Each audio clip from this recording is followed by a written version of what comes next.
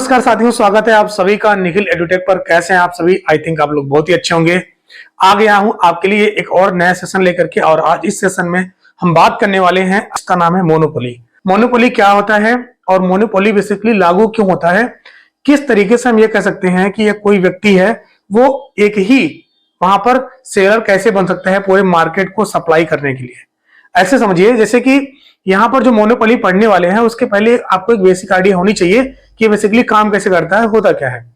इसमें क्या होता है कि एक मार्केट होता है और पूरे मार्केट में केवल एक ही ऐसा व्यक्ति होगा जो पूरे मार्केट की सप्लाई को देखता है। एक ही व्यक्ति मार्केट में किसी भी सामान को बनाएगा और वही व्यक्ति उस पूरे मार्केट में बेचेगा। अब आप सोच के देखो कि एक ही व्यक्ति है और पूरे मार्केट में वही अपने सामान को बेच रहा होता है, तो सोचो कि कोई उसके साथ में ऐसा नहीं है बंदा जो अगर वो अपने प्राइस को बढ़ा दे, यानी उसकी कीमत को बढ़ा चढ़ा करके अगर दूसरे व्यक्ति से ले रहा है तो वो उसको बीट कर सके। ऐसा कोई भी व्यक्ति नहीं होता। इसमें केवल अकेला बेताज बादशाह होता है, वही पूरे मार्केट को डोमिनेट कर रहा होता है। पूरे मार्केट में उसकी ही सप्लाई चल रही होती है। अब भाई वो चाहे अपने प्राइस को बढ़ाए चाहे वो घटाए, क्योंकि लोगों को खरीदना है तो खरीदना है। मार्केट चलेगी कैसे? इस तरीके से यहां पर एक ही सेलर होगा जो पूरे मार्केट को सप्लाई करता है। तो सबसे पहले हम ये समझते हैं कि मोनोपोली मार्केट है। इस मोनोपोली मार्केट में जो उसका फीचर्स होता है वो समझते हैं, यानी कि मोनोपोली मार्केट को हम किस तरीके से डिफाइन करेंगे, ऐसा क्या क्या होना चाहिए उस मोनोपोली कंपटीशन मार्केट में कि जिसके आधार पर हम ये बोल पाए कि हाँ इस व्यक्ति की मोनोपोली है। अब पहला फीचर देखिए, यहां पर ये फीचर लिखा हुआ है और फीचर यहां पर कुछ नंबर्स करके लिखा गया है। बेसिकली मैंने स्टार बना दिया है इसको सेपरेट करने के लिए, अलग अलग को दिखाने के लिए। ध्यान से देखिए, फीचर में पहला फीचर क्या है? Single seller and many buyers, यानी कि इस मोनोपोली कंपटीशन मार्केट में केवल एक ही सेलर होगा, यानी कि बेचने वाला एक ही होगा और खरीदने वाले बायर्स जो है वो मैनी होंगे, नहीं बहुत ज्यादा होंगे। एक ही व्यक्ति वो पूरे मार्केट में अपने सामान को बेचेगा और उसको खरीदने वाले बहुत सारे लोग होंगे जो उस सामान को खरीदेंगे। अगली बात देखते हैं, नो क्लोज सब्स्टिट्यूट, यानी कि ये जो सेलर है ये सेलर जो भी प्रोडक्ट या जो भी वस्तु या सर्विसेज को बनाएगा बेचेगा, उसके तुलना में या उसके जैसे कोई भी नई वस्तु होती है। यानी कि आप कह सकते हैं कि कोई भी उसके सब्स्टिट्यूट में, कोई भी उसके जगह पर यूज करने वाला प्रोडक्ट इस मार्केट में अवेलेबल नहीं होता है। इसीलिए यहां पर लिखा गया है कि नो क्लोज सब्स्टिट्यूट, यानी कि यहां पर सपोज कि अगर आप मान लीजिए कि कोई क्लॉथ यूज कर रहे हैं, ठीक है, क्लॉथ यूज कर रहे हैं, तो आप अगर ये सोच रहे होंगे कि इस क्लॉथ को मैं यूज ना करके इसका कोई इसी के जैसे कोई क्लॉथ ले लूं, तो ये क्लॉथ उपलब्ध नहीं होता है। ठीक ना, समझ में आ रहा होगा कि किस तरीके से यहाँ पर कोई भी क्लोज सब्स्टिट्यूट नहीं होता है जो भी प्रोडक्ट इस मोनोपोली मार्केट में बनाया जाता है। अगली बात देखते हैं, industry is equal to firm, यानी कि कहने का मतलब है कि हमने पढ़ा था कि हमारा जो परफेक्ट कंपटीशन मार्केट होता था उस मार्केट में हम ये देखते थे कि इंडस्ट्री प्राइस को तय करती थी। किसी भी चीज को बेचने के लिए कितना प्राइस पर बेचना चाहिए उस चीज को इंडस्ट्री तय करती थी। लेकिन जब बात आती है मोनोपोली मार्केट की, तो इसमें आपका जो फर्म होता है वही इंडस्ट्री होती है। हम कह सकते हैं कि जो इंडस्ट्री होती है वही फर्म होती है। क्यों ऐसा होता है? क्योंकि आपको पता है कि कोई भी इंडस्ट्री वो प्राइस मेकर होती थी परफेक्ट कंपटीशन मार्केट में, और जितने भी फर्म्स होते थे उसके अंतर्गत आते थे, उन सभी को इस इंडस्ट्री के द्वारा जो भी तय किया जाता था प्राइस वस्तु की, उसको मान लिया जाता था फर्म के द्वारा। लेकिन यहां पर क्या है, एक ही सेलर है, एक ही बंदा बेच रहा है, तो ऑफकोर्स क्या होगा, वही प्राइस तय करेगा, वही मानेगा, मतलब खुद ही बनाया खुद ही मान लिया। तो इस तरीके से इसीलिए यहां पर लिखा गया है इंडस्ट्री जो होती है वो फर्म के बराबर होती है। अगला देखते हैं, single seller called a monopolist, एक ही व्यक्ति जो मार्केट में अपने सामान को बेच रहा होता है और उसी ही व्यक्ति को बोला जाता है मोनोपोलिस्ट। ठीक है ना, यहां पर लिखा हुआ है सिंगल सेलर, यानी कि जो अकेला विक्रेता है वो बेच रहा है अपने सामान को मार्केट में, तो उसी को ही बोलते हैं मोनोपोलिस्ट। आप कहीं भी अगर मोनोपोलिस्ट लिखा होगा तो आप समझिएगा कि मोनोपोली मार्केट है और उस मार्केट में जो सिंगल सेलर है उसी सिंगल सेलर को बोला जाता है मोनोपोलिस्ट। ठीक है ना, आगे बढ़ते हैं। अगला है complete control over the price of the product, यानी कि यहां पर कह रहा है कि इनका पूरा का पूरा, किसका? सिंगल सेलर का पूरा का पूरा, वो जो भी सामान मार्केट में बेच रहा है, जो भी प्रोडक्ट मार्केट में बेच रहा है, उसका का पूरा कंट्रोल होता है उसकी प्राइस के ऊपर। यानी कि जितनी मनमानी चाहे वो किसी भी प्राइस को रख सकता है, किसी भी कीमत को रख करके और मार्केट में बेच सकता है। अब अगला देखिए, बैरियर्स टू एंट्री। अब यहां पर इस कंपटीशन मार्केट में, मोनोपोली मार्केट में क्या होता है, बैरियर्स होते हैं। कुछ बैरियर्स क्यों होते हैं, जिससे कि कोई भी व्यक्ति इस मार्केट में एंट्री ना कर पाए। अच्छा, मार्केट में एंट्री क्यों नहीं कर पाएगा, कोई रोक टोक थोड़ी ना है, फर्म थोड़ी मना कर रहा है कि मत आइए। लेकिन यहां पर कुछ चीजें ऐसी हैं जिसकी वजह से कोई भी फर्म इस मार्केट में एंट्री या इस मार्केट में आप मतलब अपनी शॉप को नहीं खोल पाता है या अपने फर्म को नहीं डाल पाता है।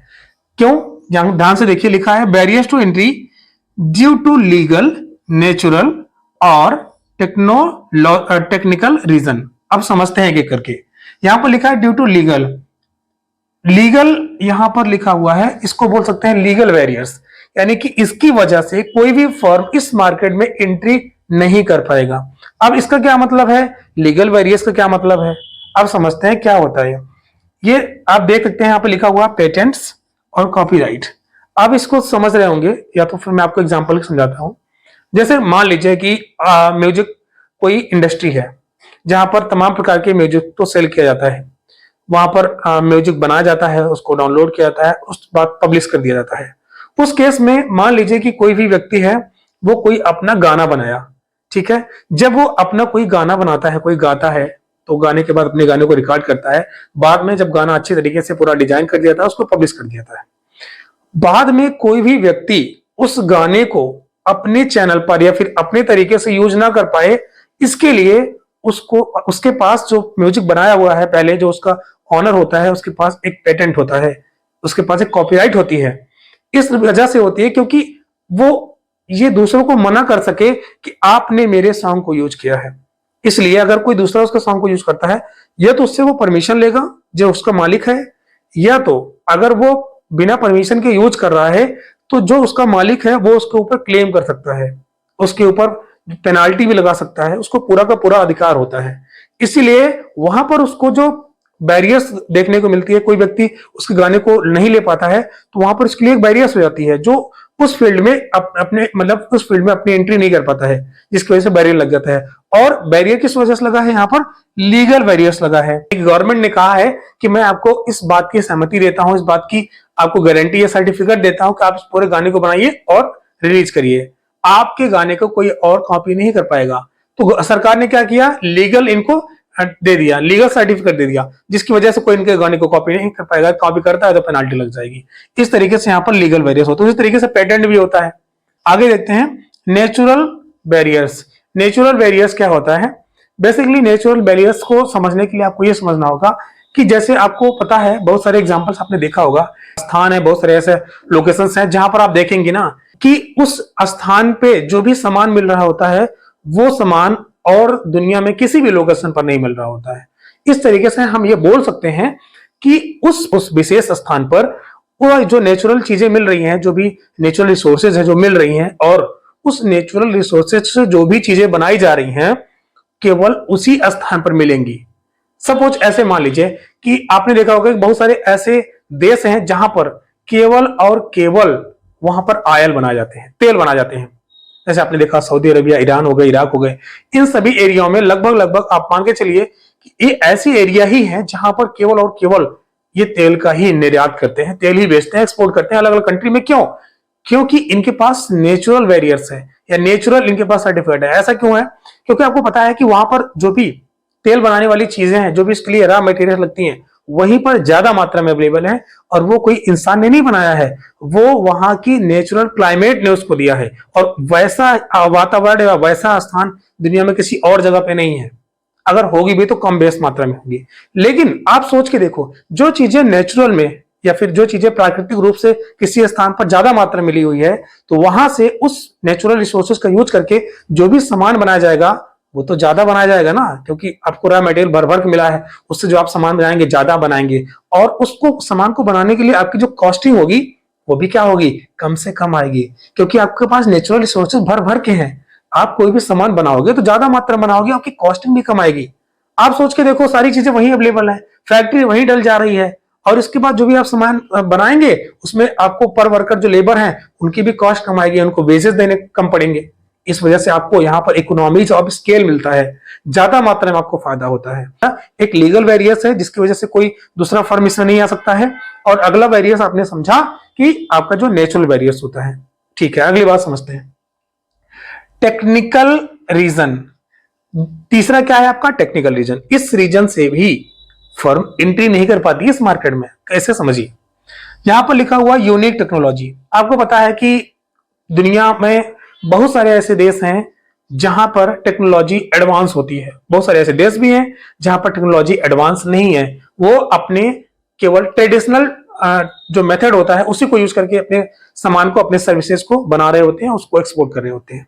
लेकिन आप सोच के देखो, जो सामान ट्रेडिशनल तरीके से यानी पारंपरिक तरीके से जो चीजें बनाई जा रही हैं उसमें लेबर्स भी ज्यादा लगेंगे, उसकी कॉस्टिंग भी ज्यादा आएगी, टाइम कंज्यूम भी होगा, यानी ज्यादा मात्रा में टाइम लगेगा, तब जाकर के आप किसी चीज को एक्सपोर्ट कर पाओगे, किसी चीज को बना पाओगे, बेच पाओगे। आपको एक लंबा प्रोसेस देखने को मिलेगा। आप सोचो उसी के स्थान पर केवल टेक्नोलॉजी आ जाए, यानी कि जो भी व्यक्ति या जो लेबर काम करके पूरा 12 घंटे किसी भी एक कमोडिटी को बनाता है, एक वस्तु और सर्विसेज को बनाता है, आप सोचो वही अगर कोई टेक्नोलॉजी आ जाए तो वो टेक्नोलॉजी कम मात्रा में, उनकी कॉस्टिंग भी कम आएगी, जिसकी वजह से वो कम टाइम में ज्यादा मात्रा में प्रोडक्शन करेगा, ज्यादा चीजों को बनाएगा और ज्यादा चीजों को बेचेगा और ज्यादा प्रॉफिट होगा। लेकिन आप यहां पे देखो टेक्नोलॉजिकल रीजन में क्या बता रहा है, यूनिक टेक्नोलॉजी, ऐसी टेक्नोलॉजी जो किसी के पास नहीं है। तो जिन कंट्री के पास ज्यादा मात्रा में उनके पास एडवांस लेवल की टेक्नोलॉजी होगी, तो इस वजह से भी यहां पर किसी के पास एडवांस लेवल की टेक्नोलॉजी ना होने की वजह से इस मार्केट में एंट्री नहीं कर पाता है। और वही जिसके पास एडवांस टेक्नोलॉजी है वही पूरे मार्केट को चला रहा होता है, पूरे मार्केट में सप्लाई कर रहा होता है। उसके जैसा कोई भी और एडवांस टेक्नोलॉजी वाला देश नहीं होता है। इस वजह से भी यहाँ पर फर्म को एंट्री नहीं मिल पाती है। तो कुछ रीजंस रहे जिन रीजंस की वजह से मोनोपोली किसी भी व्यक्ति को देखने को मिलती है। क्वेश्चन ये भी पूछा जा सकता है कि मोनोपोली किसी व्यक्ति की क्यों होती है। तो आपने देखा कि किस तरीके से होती है।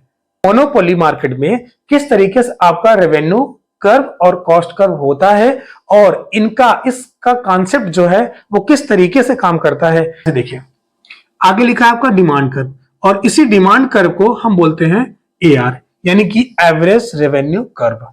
अब यहां पर लिखा है downward sloping and represent AR average revenue. कहने का इसका मतलब यही है कि मोनोपोली मार्केट में जो आपका डिमांड कर्व होता है जिसको हम AR एवरेज रेवेन्यू बोलते हैं, वहां पर वो डाउनवर्ड स्लोपिंग होता है। डाउनवर्ड स्लोपिंग ये बताता है कि जैसे जैसे मोनोपोली मार्केट में फर्म या फिर कोई सेलर वो अपने आउटपुट को बनाता जाता है, यानी कि अपने सामान को ज्यादा मात्रा में बेचता जाता है, वैसे वैसे उसको अपने प्राइस को कम करना पड़ता है। अपने वस्तु एवं सर्विसेज की जो कीमतें होती हैं उनको कम करना पड़ता है। एक सिंपल से लैंग्वेज में समझिए, जब भी कोई मोनोपोली अपने सामान को ज्यादा मात्रा में बनाने की सोचता है तो उसको अपने प्राइस को कम रखना पड़ता है। यानी कि आप एक प्रकार से कह सकते हैं कि वो अपने प्राइस को कम करने के लिए ही ज्यादा मात्रा प्रोडक्शन करता है, या फिर आप ऐसे बोल सकते हो अगर उसको प्राइस बढ़ाना होगा तो अपने प्रोडक्शन को कम करेगा, अंडर प्रोडक्शन करेगा। तो ये चीजें इस डिमांड का जो डाउनवर्ड होता है, स्लोपिंग उसकी डाउनवर्ड होती है, तो यही इसका मतलब होता है। अच्छा आगे समझते हैं आपका जो मार्जिनल रेवेन्यू है, लिखा है मार्जिनल और रेवेन्यू, जिसको इन शॉर्ट बोलते हैं MR, इसको बोलते हैं मार्जिनल रेवेन्यू। मोनोपोली मार्केट के केस में क्या होता है कि आपका जो MR है वो किस तरीके से रिएक्ट करता है, किस तरीके से उनका कर्व बनता है। यहां पर लिखा हुआ है MR is always less than AR, यानी कि इस मोनोपोली मार्केट में हमेशा आपका MR AR से क्या होगा, कम होगा, लेस होगा। ऑलवेज लेस देन AR, यानी कि MR जो है हमारा हमेशा AR से छोटा होगा। क्यों होगा, क्योंकि मोनोपोलिस्ट, जैसा कि मैंने यहां पर बताया, सिंगल सेलर जो होता है उसको मोनोपोलिस्ट बोलते हैं। तो जो मोनोपोलिस्ट है must lower prices to sell more, यानी कि वही चीज है यहां पर अपने ज्यादा सामान को बेचने के लिए मोनोपोलिस्ट को अपने प्राइसेस को कम रखना पड़ता है, इसीलिए MR जो होता है वो AR से कम होता है हमेशा। अब यहां पे क्वेश्चन बन सकता है, क्वेश्चन पूछ सकते हैं कोई कि बताइए कि रीजन क्या है कि मोनोपोली कंपटीशन मार्केट में MR कर्व हमेशा ही AR कर्व से कम होता है। तो रीजन क्या बताएंगे क्योंकि हमेशा अपने प्राइस को कम करने के लिए या फिर आउटपुट को प्रोड्यूस ज्यादा करने के लिए, ज्यादा आउटपुट को बनाने के लिए, ज्यादा वस्तुएं सेवाएं बनाने के लिए मोनोपोली या सिंगल सेलर्स को अपने प्राइसेस को डाउन करना पड़ता है। अगर उसके अपने प्राइसेस को बढ़ाना होगा तो वो आउटपुट को कम करेगा। तो ये रीजन है। आगे बढ़ते हैं। क्या होता है कि जिसकी वजह से उसको ज्यादा प्रॉफिट मिलता है। अब यहाँ पे देख सकते हैं, पहला कंडीशन होता है MR is equal to MC। जिस स्थान पर हमारा MR और MC वो दोनों एक दूसरे के इक्वल हो जाते हैं, वहीं पर हमारा फर्म का जो प्रॉफिट होता है वो मैक्सिमम हो जाता है। फर्म का प्रॉफिट मैक्सिमाइज हो जाता है ऐसी कंडीशन में। अब एक चीज इसमें और है, इस कंडीशन में क्या होता है, हमारा प्राइस, मोनोपोली मार्केट कंडीशन क्या होता है, हमारा जो प्राइस होता है, कोई भी फर्म है या फिर कोई सिंगल सेलर है, वो अपने प्राइसेस को हमेशा मार्जिनल कास्ट से ज्यादा रखता है। मार्जिनल कास्ट से ज्यादा रखने का मतलब ये होता है कि वो अपने सामान को कम मात्रा में बनाएगा, जिससे कि वो अपने प्राइसेस को ज्यादा रख पाए। और यहाँ पर इस शब्द का लिखने का मतलब ये होगा, prices is greater than MC. MC का मतलब मार्जिनल कास्ट, यानी कि आप एक एक्स्ट्रा यूनिट बनाओगे, जैसे ही आप एक एक्स्ट्रा यूनिट बनाने के लिए जो भी आपकी कॉस्ट लग रही है वही आपका मार्जिनल कॉस्ट है। तो ये कहीं ना कहीं ये दिखाता है कि जो भी सिंगल सेलर है वो अपने आउटपुट के वस्तुएं सेवाओं को कम बना रहेगा, जिसकी वजह से उसके प्राइसेस को वो बढ़ा करके लेगा और उसको प्रॉफिट मिलेगा। आज के सेशन में आई थिंक आपको काफी कुछ चीजें समझ में आ गई होंगी। इनफैक्ट अगर आपको कुछ चीजों में डाउट है तो आप कमेंट बॉक्स में कमेंट कीजिएगा। Definitely I will try to give your answer. अब इसके बाद यहाँ पर कुछ चीजें हैं जो फीचर्स हैं और किस तरीके से रेवेन्यू और कॉन्सेप्ट का इसमें यहाँ पर कर्व बनता है, किस तरीके से नहीं बनता है, वो आपने इस सेशन में सीख लिया है। नेक्स्ट सेशन में इसके आगे मैं बताऊंगा किस तरीके से फर्म का इक्विलिब्रियम पॉइंट होता है। आज के सेशन को बस इतना ही रखते हैं। सेशन अच्छा लगा इसको लाइक और शेयर जरूर करना। मिलते हैं किसी और सेशन साथ, तब तक के लिए अपना ख्याल रखिए। धन्यवाद।